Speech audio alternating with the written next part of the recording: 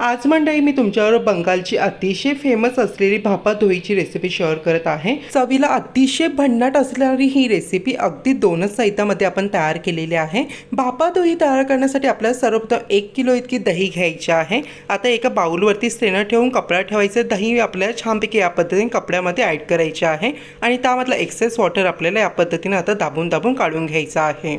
आता आपल्याला दहीवरती एकदम जडसर वस्तू ठेवून छानपैकी 20 मिनिटांसाठी साईडला ठेवायचे आहे।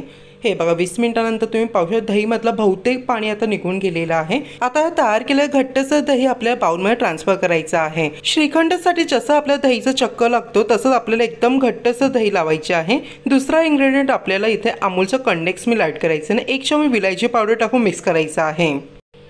हे बघा भापादोहीचं मिश्रण तयार झालेलं आहे। तुम्ही हा श्रीखंड बनवून देखील सहज खाऊ शकता।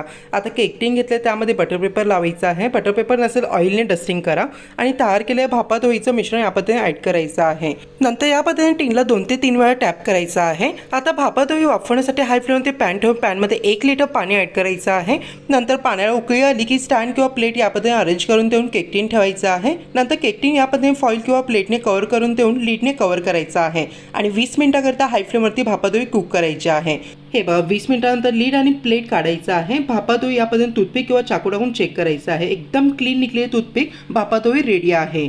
आता भापादोही पूर्णपणे थंड करून 20 मिनिटांकरता फ्रीजरमध्ये सेट केलेली आहे। नंतर प्लेटमध्ये या पद्धतीने काढलेली आहे। हे बघा मंडळी किती इझिली भापादोही रिमूव्ह झालेली। नंतर बटर पेपर देखील काढायचा आहे। सो डिलिशियस भापादोही रेडी आहे। आता आपण याला ड्रायफ्रुट्सनी गार्निशिंग करणार आहोत। गार्निशिंग करणं ऑप्शनल आहे, तुम्हाला हवं असेल तर गार्निशिंग करा, नंतर असंही तुम्ही खाऊ शकता। अतिशय चवीला अप्रतिम तयार होते, नक्की तुम्ही ट्राय करून बघा।